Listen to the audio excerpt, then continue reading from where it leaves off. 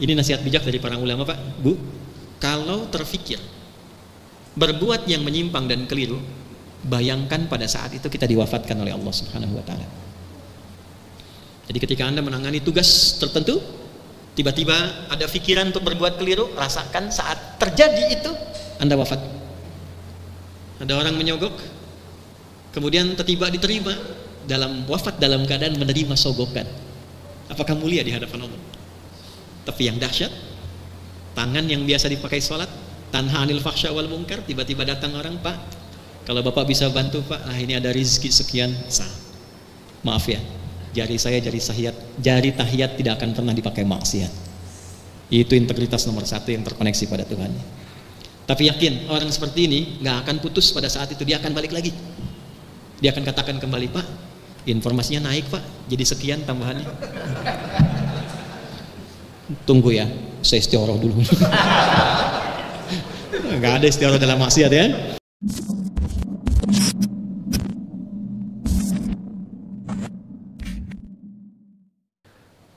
Hijrah ini peristiwanya, tak di sini karakternya, ya ini nisbah untuk ikut. Siapa yang ingin ikut memperbaiki diri dengan karakter yang islami, belajar dari spirit hijrah.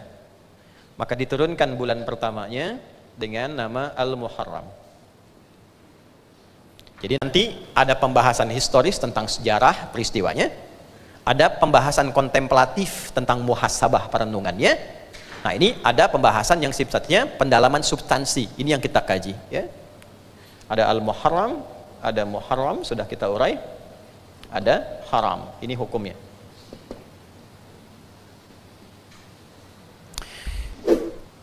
Jika kita ingin berhijrah, ikut memperbaiki diri sehingga bisa lebih baik dalam menjalani kehidupan, maka mulailah dengan meninggalkan segala yang dilarang sehingga kita terhindar dari perbuatan terlarang itu dan muncullah sifat-sifat terhormat dalam menjalani aktivitas. Bila kita ingin mengawali dengan menghindarkan segala yang terlarang ini, memangkas, memotong sesuatu yang menyimpang, yang tidak diperkenankan, maka bahasa Arabnya disebut dengan hakama namanya. Upaya memotong, memangkas segala yang menyimpang, namanya hakam. Ya, ha, kaf, mim, hakama. Jika ini melekat kepada pelakunya, orang yang berupaya memangkas segala hal yang menyimpang dari ketentuan yang terhormat, maka melekat pada dirinya sifat itu berubah namanya dari kata kerja, verb, fi'il, menjadi kata benda, isim, namanya hakim. Hakim. Jika itu dilekatkan menjadi bentuk profesi dalam keseharian terbawa, ya, pekerjaannya, profesinya, berupaya untuk memangkas segala hal yang menyimpang dan meruntuhkan kehormatan, dipangkas itu sehingga tegak nilai-nilai yang baik dan penuh dengan kehormatan, maka berubah namanya, dipangkas di depannya alifnya, dipindahkan menjadi ya sebelum huruf akhirnya, menjadi hakim namanya. Nah, ini dia, hakim. Jika dengan upaya itu dia kemudian melakukan analisis, melahirkan keputusan yang memastikan nilai-nilai penyimpangan itu dan membawa kepada nilai terhormat, maka berubah namanya menjadi qadhi. Kata kerjanya qadha, orangnya qadhi, hasil keputusannya disebut dengan al-qadha. Jadi kita temukan di sini ada hakim, ada qadhi, diterjemahkan dengan nama yang sama dalam bahasa Indonesia, hakim yang memiliki kemampuan untuk menilai, memutus, melahirkan hasil yang meyakinkan untuk memastikan seorang terlepas dari nilai-nilai yang menyimpang. Jadi sebetulnya izin Pak KMA dan yang mulia hadir saat ini seluruhnya, bulan Al-Muharram itu bulannya para hakim. Ya. Pergantian tahun dalam Islam sesungguhnya irisannya itu lekat dengan nilai-nilai mahkamah, nilai-nilai peradilan. Dan ini yang kemudian kita bawa sebagai bagian yang kita banggakan di hadapan Allah. Jadi saya katakan begini, Bapak Ibu ketika memutuskan jadi hakim dan segala turunannya, itu kita harus punya motivasi dalam ketentuan syariat, apa yang membanggakan kita di hadapan Allah. Hakim itu bukan sekedar profesi, tapi ada nilai yang diagungkan di dalamnya, sehingga dengan itu kita pulang membawa kebanggaan. Ini yang ditekankan oleh Nabi dalam hadis yang kelak didokumentasikan oleh Imam At-Tirmidzi dan dibuka dengan kata inna di depannya. Beliau mengatakan demikian, innal muqsitina. Saya terjemahkan dengan ilmu balaghah ya. Saya tambahkan dulu nahwu sedikit, nanti kita isi dengan balaghahnya. Inna harfu nasbin wa taukidin tansibul isma wa tarfa'ul khabara mabniun 'alal fathi la mahalla lahu minal i'rab. Inna itu bukan hanya huruf yang menjadikan kalimat setelahnya berharakat fathah atau ada ya kalau jamak, tapi huruf yang berfungsi memberikan keyakinan kuat kepada objek supaya meyakinkan informasi ini pada hatinya yang paling dalam, jangan pernah ragu. Perhatikan kalimatnya, innal muqsitina, kata Nabi, hei, yakinkan pada hatimu yang paling dalam, jangan pernah engkau ragu. Orang-orang yang berprofesi menampilkan keadilan secara sempurna sehingga tegak keadilan itu, indallahi, diapresiasi oleh Allah di hari kiamat kelak, melewati hisab dengan cepat seakan-akan gak ada hisab bagi dirinya, langsung lewat, indallahi, diberikan tempat di sisi arsy Allah. Belum selesai hadisnya, ala manabira min nurin, dibikinkan mimbar terhormat yang terbuat dari cahaya, karena dia bertugas di atas mimbar untuk menegakkan keadilan dengan membawa nilai-nilai ketuhanan yang baik. Maka di akhirat ditetapkan di samping Allah, di samping arsy-Nya dibuatkan mimbar baru yang terbuat dari cahaya. Jadi Bapak Ibu jangan duga jadi hakim itu hanya untuk misalnya menyelesaikan persoalan, menerima beban, tidak. Ya, justru profesi ini terhormat karena pertaruhan terbesarnya Anda mendapatkan kemuliaan di sisi Tuhan. Ya. Tapi kalau hadiahnya besar, pekerjaannya pun gak akan ringan. Ya, kalau ringan ya paling power bank hadiahnya gitu kan. Tapi karena hadiahnya ini istimewa, harus berimbang kan dengan ujiannya. Ya, Tuhan menguji hal kecil dengan imbalan kecil. Tuhan memberikan ujian besar dengan imbalan yang besar. Mustahil ada imbalan besar ya dengan ujian yang kecil, itu mustahil. Jadi ketika Bapak Ibu memutuskan menjadi seorang hakim dan turunan-turunannya serta jabatan yang terlibat di dunia peradilan, itu yang Anda putuskan adalah bagian dari proyek akhirat yang besar. Jadi kalau bagi orang Islam masuk ke mahkamah itu proyek akhirat, Pak, bukan proyek dunia. Makanya dari sini muncul wakil Tuhan di muka bumi. Kenapa? Karena dia membawa nilai-nilai cahaya ketuhanan dan sifat-sifat yang diterapkan untuk mewujudkan keadilan. Jadi banggalah Bapak Ibu yang terpilih, bukan orang lain, ya? Karena Anda sedang memilih proyek yang sangat prestisius untuk kepentingan puncak pulang kita di akhirat. Ini bagi orang Islam. Jadi orang Islam itu ketika memutuskan masuk peradilan, proyeknya sudah proyek akhirat. Bapak Ibu jangan tukar dengan dunia. Ketika ditukar dengan dunia pasti rendah itu, karena Allah sudah tinggikan, manusianya yang turunkan. Rumusnya kalau Allah sudah tinggikan, kita jangan turunkan lagi. Ya, tapi ketika Allah tawarkan dengan nilai yang tinggi, cepat masuk ke dalamnya untuk memperoleh kehormatannya. Jadi ini bagian yang pertama. Ya, saya gambarkan dulu tentang akhirat supaya ada dorongan yang lebih kuat ya, Pak Ibu sekalian. Saya pakai hukum logika yang dasar dulu ya. Mohon izin, tidak bermaksud untuk mengajari, hanya mengingatkan. Bapak Ibu, kalau kita berpindah tempat, idealnya kan kita akan mencari bekal kan, supaya di tempat yang baru kita merasa nyaman ya. Anda tugas di Jakarta, tinggal di Bekasi. Untuk ke Jakarta, Anda kan pasti cari bekal. Anda dari Jakarta akan tugas ke Sumatera. Anda ingin pastikan di Sumatera saya nyaman, tenang, baik. Anda cari infonya, di mana saya bertugas, tempatnya di mana, ya, akses yang paling nyaman seperti apa. Setelah dapat pengetahuannya, kemudian kita siapkan bekalnya. Normalnya begitu kan? Kita sangat bersyukur di antara sekian keyakinan yang ada di muka bumi ini, dan kita diperintahkan menghormati itu tanpa mencelanya. Ya, hanya Islam yang kitab sucinya mengatakan lakum dinukum, hormati keyakinan orang lain, tidak boleh mengganggunya. Dalam saat yang bersamaan tunaikan keyakinan kita dengan baik dan sempurna sesuai kemampuan kita. Perhatikan baik-baik. Hanya dalam Islam kita temukan penjelasan yang utuh setiap tempat yang akan kita tinggali, informasinya lengkap dari mulai persiapannya, caranya, dan konsekuensinya. Sekarang kita di dunia, oke? Turun hukum dunia dijelaskan, kehidupannya begini, tantangannya begini, godaannya begini, tugas kamu seperti ini, apapun pilihan hidupmu, berusaha untuk mendapatkan ini, lengkap, sempurna. Setelah di dunia kemana? Kubur kan, waiting room ya. Kubur.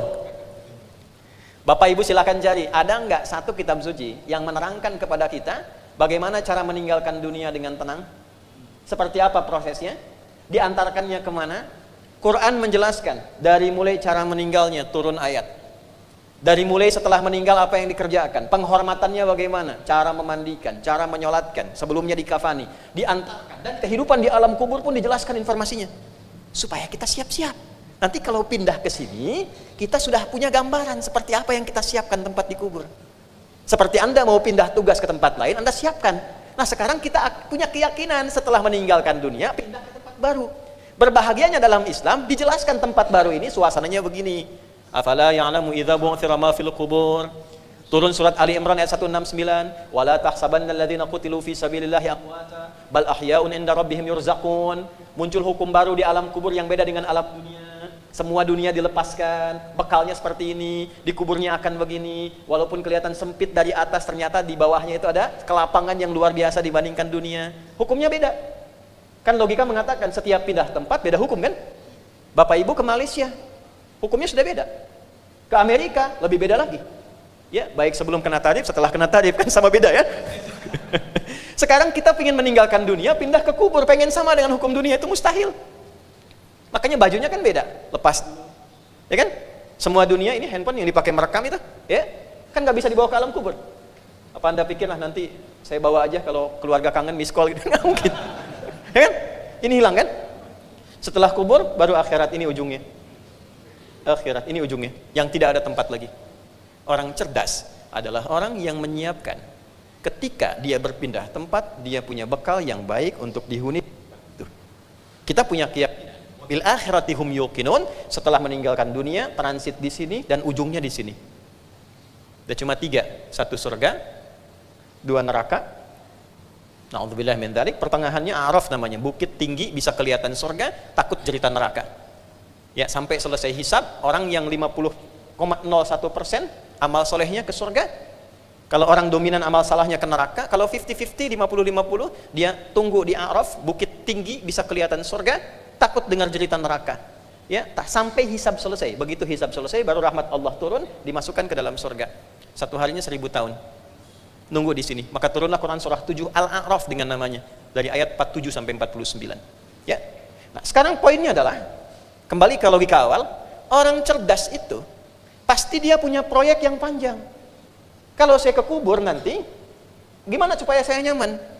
Kalau di akhirat, gimana supaya saya ke surga? Dan orang yang jenius di atas cerdas biasa, dia akan berpikir surganya pun saya cari tempat yang terbaik. Kan ada 8 tingkat Pak Ibu. Surga biasa, kelas ekonomi standar. Tapi standar surga tidak sama dengan standar dunia. Ya, biasanya nggak disebutkan apa keutamaannya, cuman surga aja. Mala ainun ra'at wala udhunun sami'at wala khatara ala qalbi bashar. Keindahannya belum sempat terungkap, tidak pernah terlihat sebelumnya, tidak sama dengan yang diceritakan, nyaris jauh dari lamunan kita. Itu yang paling standar. Baik ya? Ada orang Arab Badui datang ke Nabi di hadis Muslim, hadis ke-14. Ya, Ja'a Arabiyun, datang orang Arab Badui ke Nabi berkonsultasi. Faqala, dia berkata, "Oh kama qala ya Rasulullah, dullani ala amalin yudkhilunil jannah." Ya Nabi, ajarkan saya amalan yang sederhana aja, singkat, padat, yang penting ke surga. Pintar ya Pak ya, Bu? Ya, modal sedikit, keuntungan pengen banyak kan? Ya? Kata Nabi, cukup kerjakan yang pokok aja. Salatnya fardu, nggak usah salat sunnah selama hidup. Puasa Ramadan, tidak perlu puasa sunnah selama hidup. Kecuali engkau pengen nambah. Kalau pengen nambah yang sunnah, naik derajat. Kata orang ini, tidak ya Nabi, saya cukupkan saja dengan yang ini saja. Saya akan kerjakan yang fardu. Kata Nabi, syaratnya jaga diri dari maksiat. Siap ya Nabi? Fantalaqa, dia pergi, kata Nabi, aflaha in sadaqa dakhalal jannah in sadaqa. Kalau dia komitmen menjaga itu, bisa masuk surga. Tapi Nabi nggak sebutkan surga yang mana. Paling bawah. Tapi orang ini hebat Pak. Dia pintar. Kenapa? Di Baduinya Arab, tinggalnya di padang pasir. Dia sudah berpikir, kalau saya tambah dengan yang sunnah itu nggak mudah. Mau tahajud angin datang, tenda terbang. Ya, mau puasa juga sulit mendapatkan barang makanan, kecuali Ramadan dia siapkan. Tapi dia pintar. Dia bisa jaga maksiat, dia komit karena terbayang di padang pasir mau maksiat apa Bu? Sinyal nggak ada. Mau update status nggak bisa. Ya, lihat yang aurat ya memang unta terbuka aurat. Jadi itu saja. Nah, sekarang kita ingin meniru itu kan mustahil. Maka di atas ini nanti ada Jannatun Na'im, ada Darussalam, ada surga Aden tengah-tengah, tertingginya Firdaus. Ya. Saya tanya ibu dan bapak, kalau kira-kira diberi pilihan 8 tingkatan, tertingginya surga Firdaus, bapak ibu mau pilih yang mana? Mau sama kayak yang Arab tadi? Sederhana aja Ustaz, yang penting ke surga ya. Kalau tercapai, kalau gagal nyangkutnya di mana? Maka orang jenius akan berpikir kan, saya akan ngambil yang tertinggi sehingga effort-nya itu keluar. Ambil yang tertinggi, kalaupun nggak nyampe, nyangkutnya jelas. Masih di bawahnya. Ya kan? Tapi orang berpikir lagi, ada nggak yang di atas ini yang kira-kira bisa melihat Allah? Selama ini nggak pernah lihat, dikasih oksigen, hidup, rindu, nggak pernah natap. Karena ada ayat turun Quran surah 75 itu ayat 22 sampai 23. Wujuhu yawma idzin nadhirah. Ada wajah-wajah yang bersinar terang sekali. Ya, ila rabbiha nadhirah. Bukan karena di surganya, tapi dia berhasil mewujudkan impiannya melihat Allah yang belum pernah ditatapnya. Bukan karena surganya. Maka orang-orang boleh berburu. Nah, di antara amalan-amalan apa yang kira-kira bisa memanggil saya untuk mendapatkan tempat terbaik ini? Ini semua pintunya pintu amal. Ada pintu sholat, pintu sedekah, pintu zakat dan sebagainya. Semua kita dipanggil oleh pintu-pintu ini ketika kembali. Tapi ada yang berpikir lebih. Saya tidak peduli di mana bagian, tapi pengen ditempatkan yang dekat dengan Allah. Maka keluarlah hadis Nabi untuk memotivasi. Ini ada profesi ini yang kalau dikerjakan, tempatnya ketika kembali ke akhirat dimuliakan oleh Allah. Profesinya ada A, ada B, ada C. Ada yang ingin dekat dengan Allahnya bersama para nabi, terutama Nabi Muhammad sallallahu alaihi wasallam. Maka turunlah kemudian amalan-amalan seperti An-Nisa itu yang 69. Ya, ulaikal ladzina an'ama Allahu alaihim minan nabiyyin was-siddiqin wasyuhada'i was-salihin wa hasuna ulaika rafiqa. Ada orang-orang yang dia menjalani kehidupannya, memilih profesi tertentu ketika di akhirat nggak tanggung, dikumpulkan sekomplek dengan semua nabi yang pernah bertugas di bumi. Satu komplek, di komplek para nabi, Pak. Tetangganya sama siapa? Saya Kiai. Masyaallah. Kamu Kiai B. Bapak tetangga sama siapa? Saya mah biasa aja. Samping kanan saya Nabi Ibrahim. Kiri saya Nabi Isa. Masya Allah. Depan saya Kanjeng Nabi Muhammad SAW. Dan disinari oleh cahaya arsy-Nya Allah Subhanahu Wa Taala. Nah, di antara profesi mulia yang mengantarkan Anda punya kedudukan tinggi melebihi standar-standar ini yang biasa adalah profesi yang sekarang Anda pilih di dunia peradilan. Karena kalimat nabinya, innal muqsitina, tanamkan pada hatimu yang paling dalam.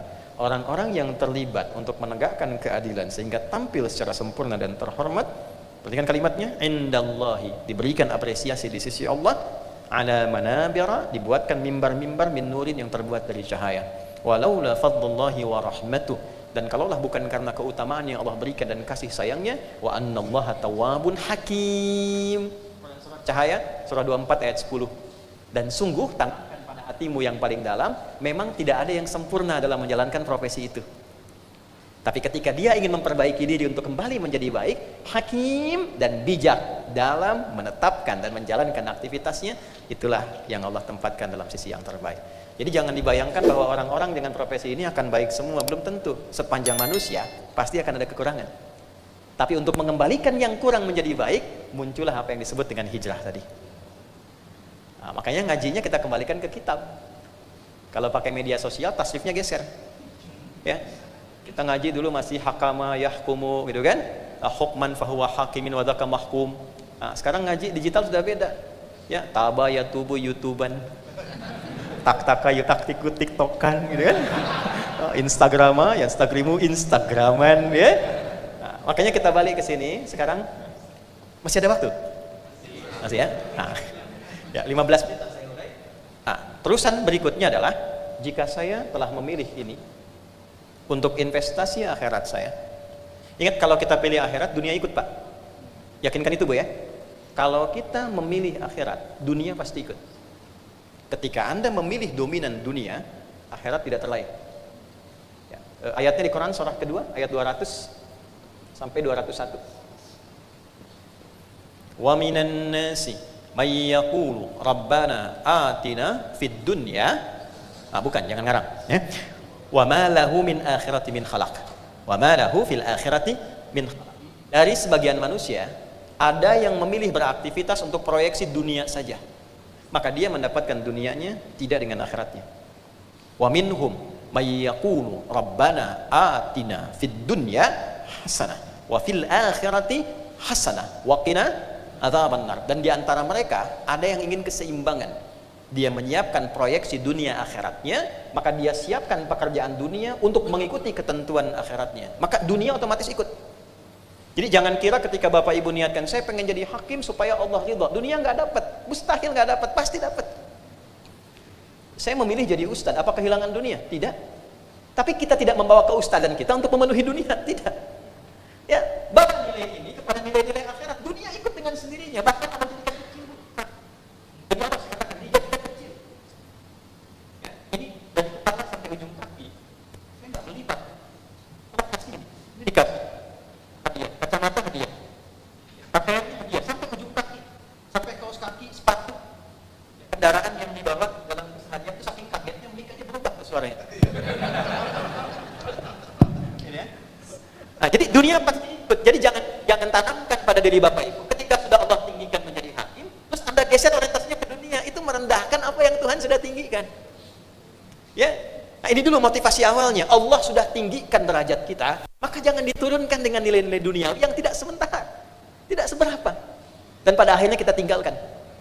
Nah, untuk menguatkan itu bukan sekedar motivasi, tapi menjadi lentera yang membimbing kita, maka diturunkanlah panduan dalam Al-Quran. Kalau engkau memilih profesi hakim ini, yang engkau hadapi seperti ini, karakternya akan begini, tantangannya akan begini.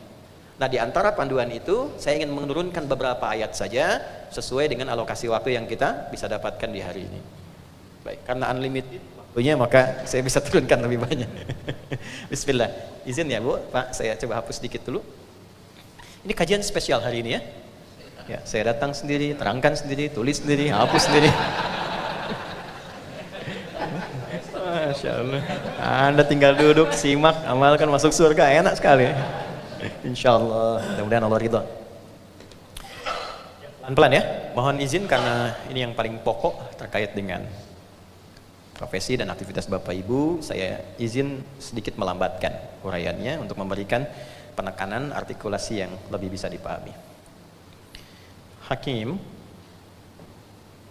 ketika dituangkan dalam Al-Quran sebagai proyek akhirat, dia tidak menjadi kata yang berdiri sendiri. Karena apresiasinya tinggi di sisi Allah, maka anugerahnya pun yang mengiringi profesi ini selalu diiringi dengan sifat-sifat ketuhanan. Ini yang menjadikan satu kalimat melekat dalam profesi hakim dan viral dengan mengatakan wakil Tuhan di bumi. Bukan sekedar kebanggaan jadi wakil, tidak, tapi konsekuensi yang tinggi yang kelak dipertanggungjawabkan.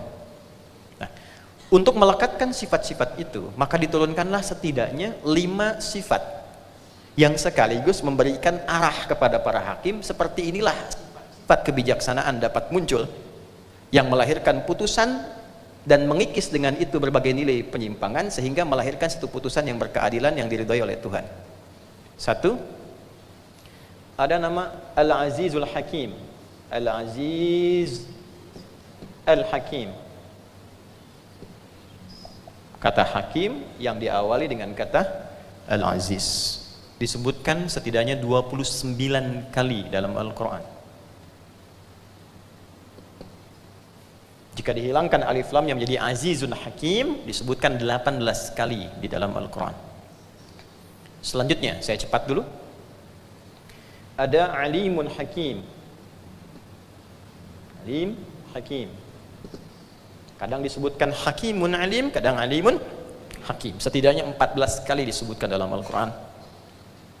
Kurang lebih. Kemudian ada Wasi'un Hakim.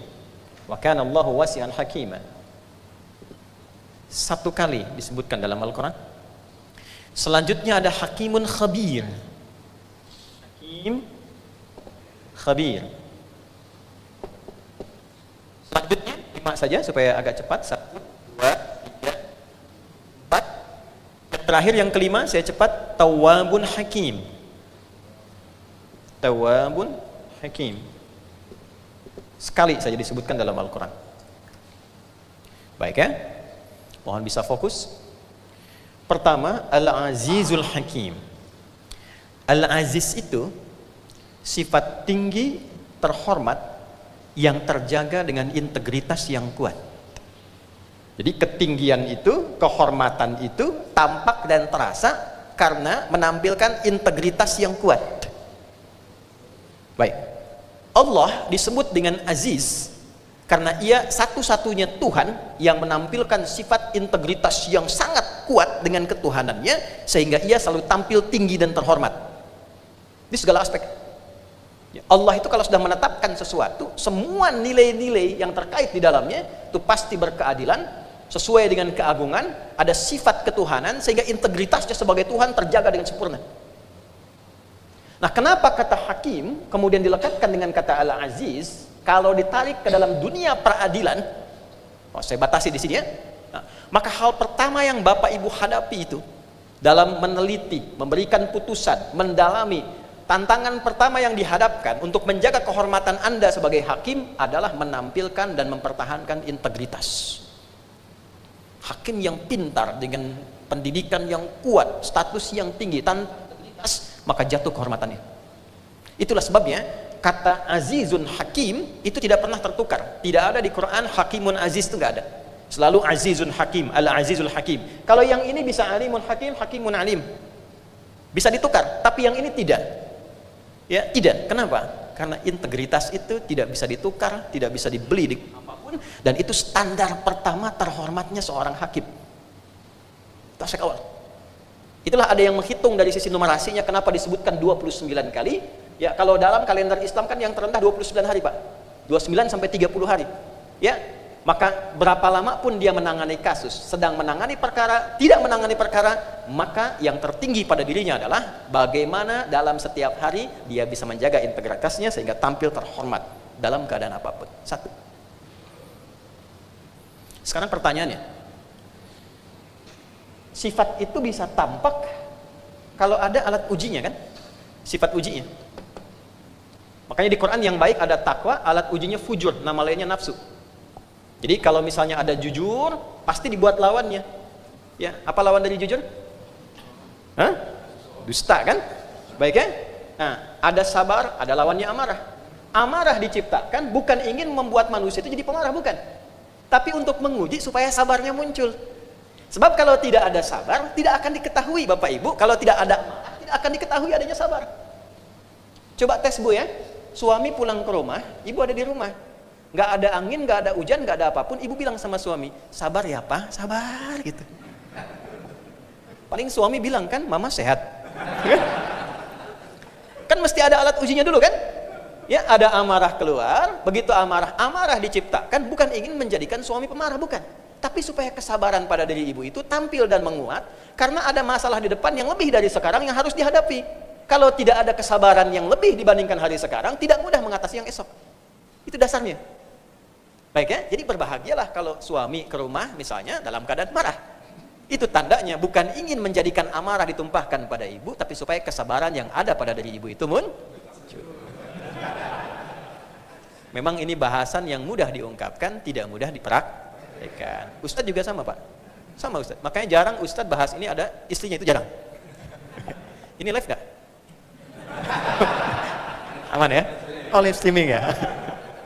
Oke, itu gambar. Jadi gambarannya selalu lawan aja. Ya, cemberut lawannya apa? Senyum kan? Nah, Bapak pulang ke rumah, lihat istri cemberut. Ya, cemberut diciptakan bukan ingin membuat istri itu tampil kusut, tapi supaya Bapak senyum. Gampang kan? Assalamualaikum Mama. Kayaknya kenal. Nah, kasih gelang 2 kilo, selesai masalah itu. Nah, dengan hukum itu kita bawa nih Pak. Ini nggak akan ketahuan integritas ini kalau nggak ada ujiannya. Alat ujinya apa? Kemudian tantangan di Quran surah kedua di Al-Baqarah ayat 188. Quran surah 2 ayat 188. Ini ujian integritas pertama. Dan ini pasti terjadi Pak. Dari zaman dulu kenapa ada ini? Karena pasti terjadi. Ini ditampilkan bukan ingin menjatuhkan kehormatan Anda, tapi untuk menampilkan kebanggaan profesi Anda sebagai hakim yang memiliki integritas di hadapan Tuhan. Perhatikan kalimatnya. Wala ta'kulu amwalakum bainakum bil batil wa tudlu biha ilal hukam. Jamak dari hakim. Litakulu fariqam min amwalin nasi bil ithmi wa antum ta'lamun. Nah, karena belum tahu artinya, kita biasa-biasa saja. Nanti setelah saya terjemahkan, baru jadi luar biasa yang berdampak pada jiwa. Wala ta'kulu amwalakum bainakum bil batil. Dan janganlah kalian saling berlomba untuk mendapatkan harta dengan cara menyimpang.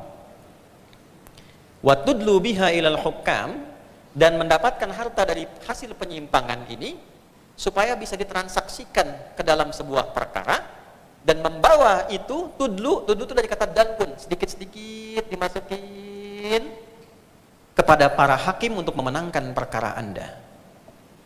Litakulu fariqam min amwalin nasi bil ismi, supaya perkara Anda dimenangkan oleh hakim itu dengan memberikan bagian tertentu, dan Anda sadar sebetulnya itu salah dan dosa. Wa antum ta'lamun, sudah tahu salah dikerjakan.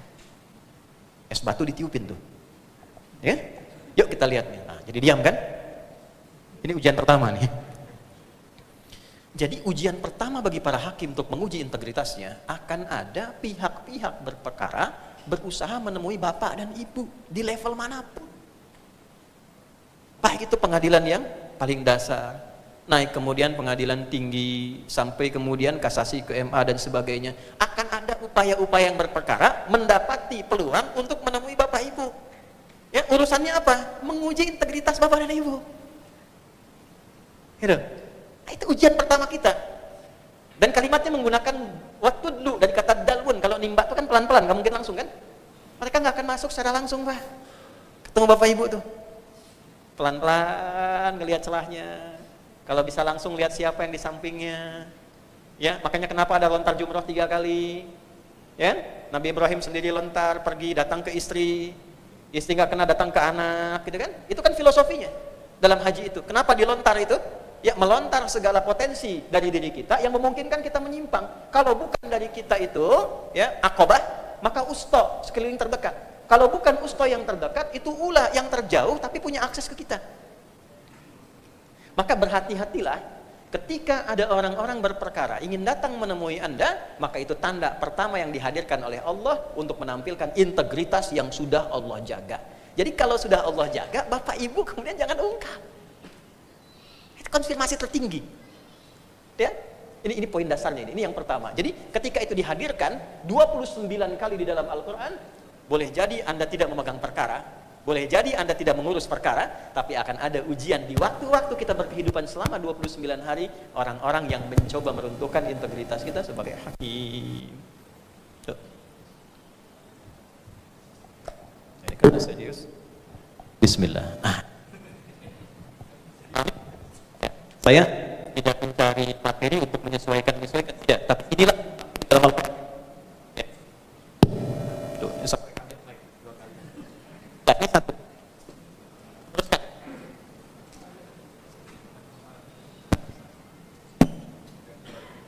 Sini ya. Baik. Saya kira di sini lebih terdengar ya. Baik. Jadi ini yang pertama, Pak. Dan potensi itu selalu terjadi.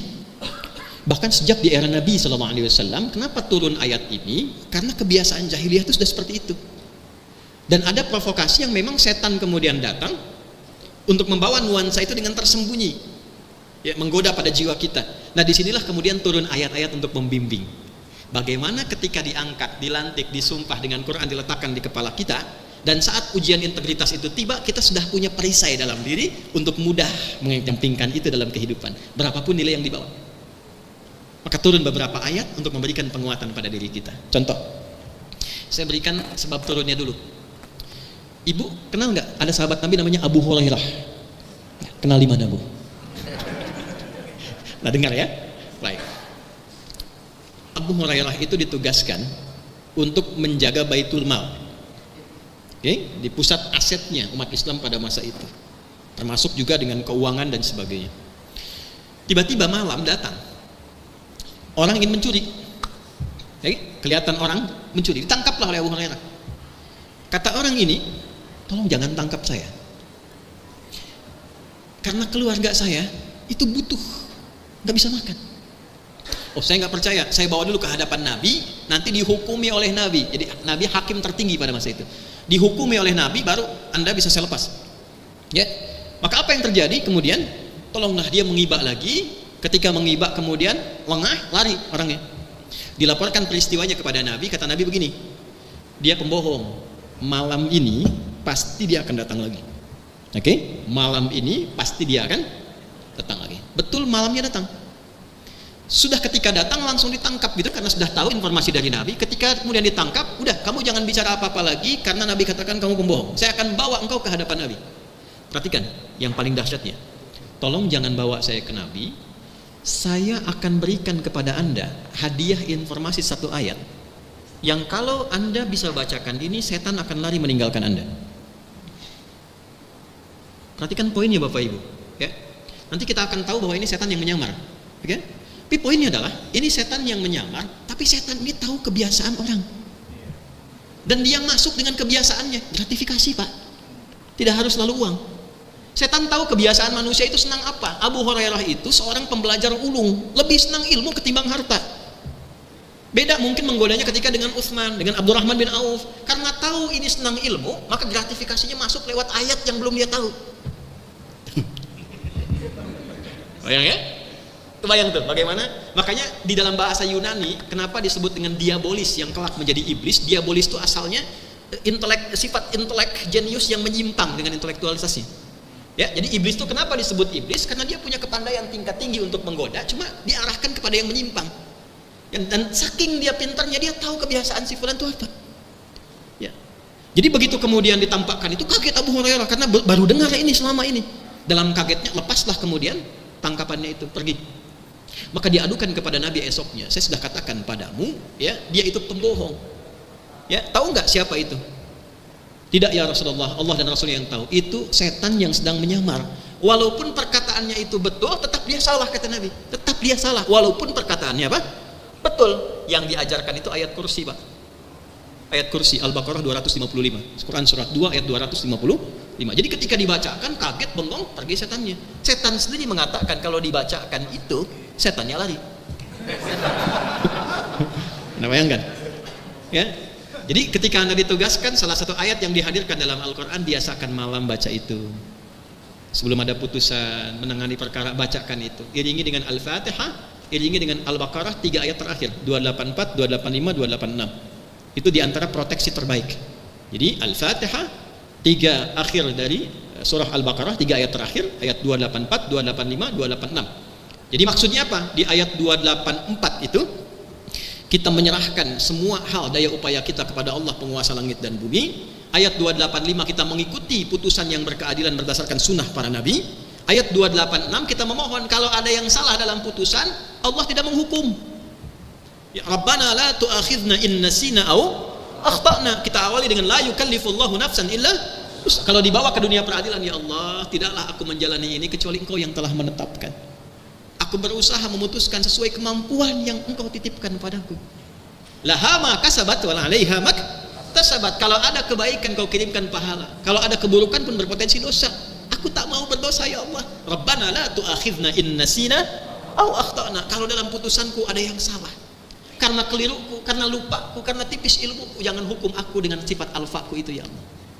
Rabbana wa la tahmil 'alaina isran kama hamaltahu 'alal ladina min qablina. Ya Allah, jangan Engkau berikan kepadaku tanggungan beban dari satu persoalan yang sangat besar seperti Engkau berikan kepada orang terdahulu dan tidak lulus menjalani itu. Rabbana wa la tuhammilna ma la taqata lana bi. Ya Allah, jangan timpakan kepadaku beban satu hal yang tidak sanggup aku kerjakan. Fa'fu anna, kalau salah mohon maafkan, waghfir lana, kalau dosa mohon ampuni, warhamna, dan dengan pengampunan itu tetap sayangi aku ya Allah, wansurna 'alal qaumil kafirin, dan jaga aku dari golongan-golongan yang bisa menyimpangkan dari tugas dan kehormatan. Coba. Ya, jadi kalau ada satu godaan menguji integritas, bacakan ayat kursi. Kalau masih dia nekat, jangan sekedar lempar dengan ayatnya, lempar dengan kursinya sekalian. Nah itu Pak, itu yang kita butuhkan. Jadi memang dunianya seperti itu. Jadi lengkap sekali di Quran itu. Ada caranya, ada hijrahnya, ada potensi kehormatannya, tapi saat yang sama ada alat uji integritasnya. Satu. Nah untuk menguatkan tugas-tugas itu muncul nanti yang kedua, alimun hakim. Ya, sebijak apapun mesti tambah pengetahuan. Tambah pengetahuan, jangan sampai menangani perkara yang tidak dikuasai. Maka turunlah hadis Nabi. Perhatikan kalimatnya. Ada 3 orang hakim, qudat, talatu qudatin atau kama qala sallallahu alaihi wasallam. Ya, qadiyani fin nari wa qadin fil jannah. Dua hakim itu ada kemudian di neraka, satu hakim ada di surga. Wah, hati-hati nih, mau masuk yang mana? 1, 2, 3. 2 pertama di neraka, yang ketiga di surga. Nah, bicaranya bukan tentang neraka, surga, neraka itu tidak, tapi di sini ada nilai-nilai dan norma-norma kebaikan yang membimbing kita. Ternyata yang pertama itu apa? Hakim yang tidak memiliki kapabilitas dan pengetahuan atas satu perkara sehingga dia menzalimi hak orang berperkara yang seharusnya mendapatkan keadilan, dipaksakan menangani kasus yang tidak dikuasainya. 2, hakim yang punya pengetahuan tapi pengetahuan ini digunakan untuk menyimpang dari ketentuan sehingga tidak memberikan putusan yang adil bagi orang berperkara yang dihadapinya. Dia tahu sebetulnya penyimpangannya ini, hukumannya ini, cuman karena dipesan dari sesuatu, ya integritasnya kemudian tidak terjaga, dia mengeluarkan satu hukuman yang tidak berkeadilan. Yang ketiga, dia punya pengetahuan yang cukup, diminta menangani perkara, dan dengan ilmu pengetahuan ini dia mencoba melahirkan putusan terbaik. Kalaupun ada salahnya di situ, tetap diberikan pahala 1. Tapi kalau benar dia mengerjakannya, dapat pahala 2 di sini. Nah, jadi yang kedua, integritas itu bisa terjaga 1 dengan bertambahnya pengetahuan. Semakin Anda meningkat pengetahuan, semakin terhormat Anda. Dunia ikut. S1 dengan S2 gajinya beda kan Pak? S2 dengan S3 ya, berubah kan salary-nya. Jadi jangan dikira kalau kita menjaga kehormatan akhirat, dunia tidak ikut. Dunia ikut dengan sendirinya. Makanya Ibnu Qayyim Al-Jauziyah mengatakan begini, kalau Anda ingin mendapatkan dunia, gampang. Seperti bayangan, jangan dikejar, berbalik, bayangan ikut. Ketika Anda berbalik mengejar tuntunan akhirat, dunia otomatis akan mengikuti. Ini sifat alim. Selanjutnya apa? Ya, kita 10 menit lagi ya. Saya sisakan 5 menit karena tadi pesan dari MC ya, untuk bisa disisakan sedikit, saya sisakan nanti sedikit 5 menit ya.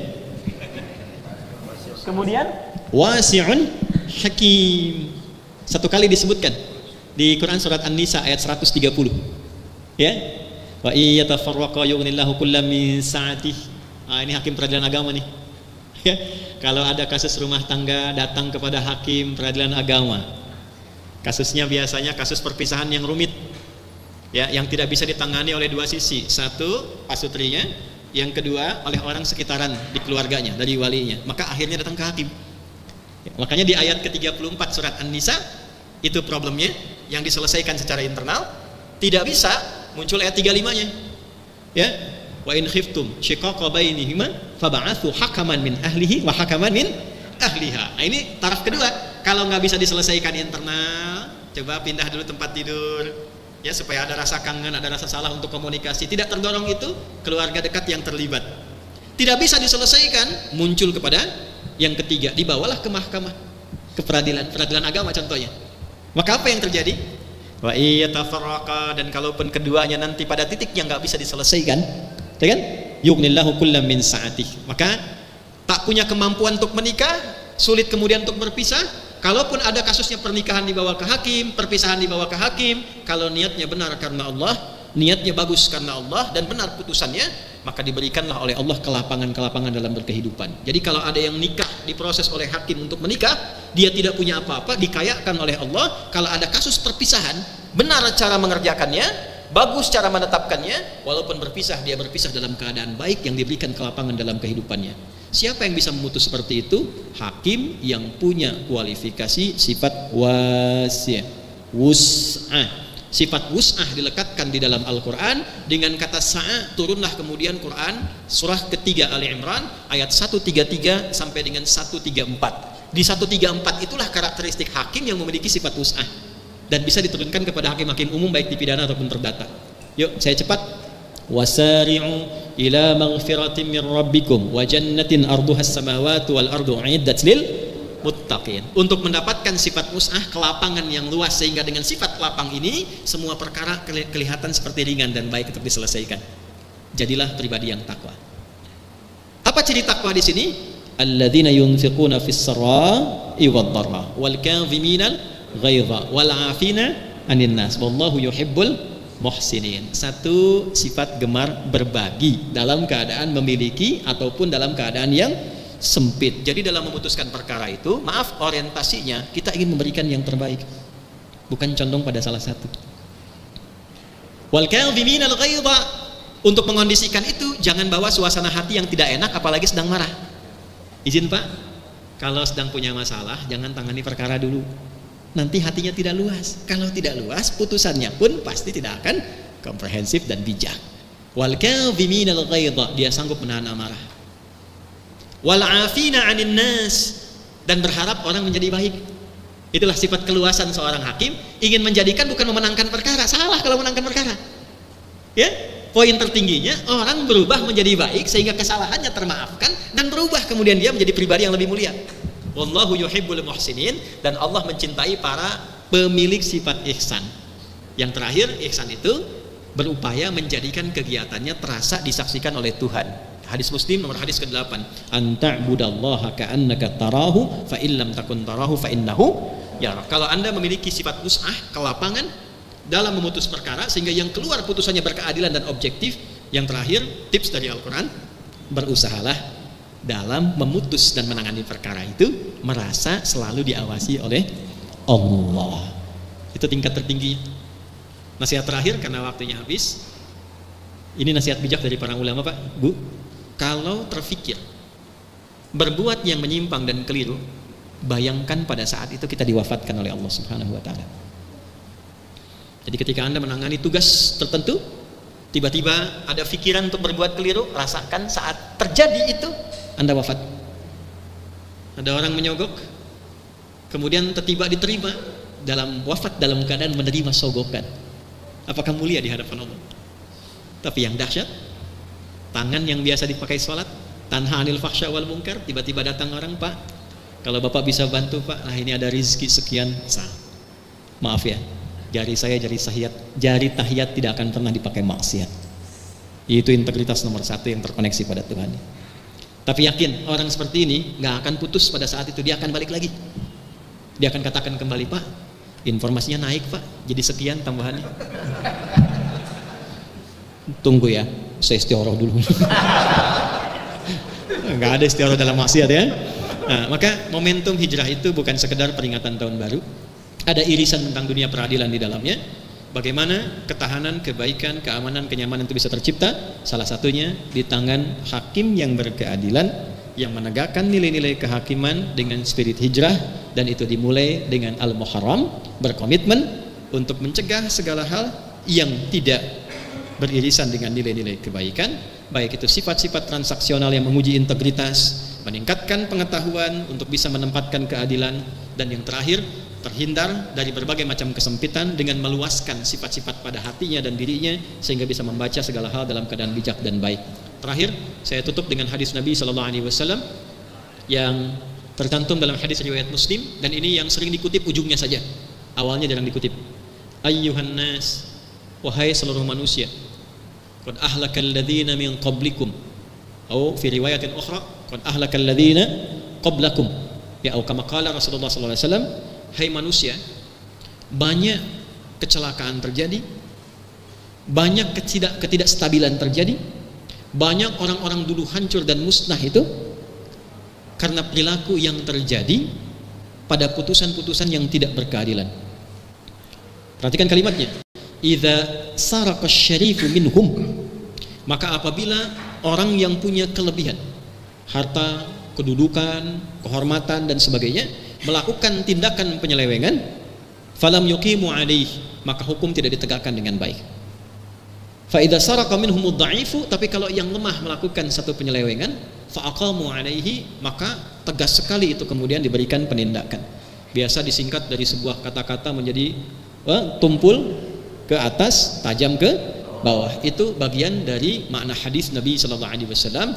Maka jika negara ingin stabil, keamanan didapatkan dengan baik, salah satu yang paling berperan adalah nilai-nilai keadilan ditampakkan dalam dunia mahkamah, sehingga dengan itu ada kepastian hukum yang menjamin hak-hak warga negara, dan terciptalah kemudian satu dari 3 pilar utama kebaikan dan stabilnya satu negara dan negeri itu.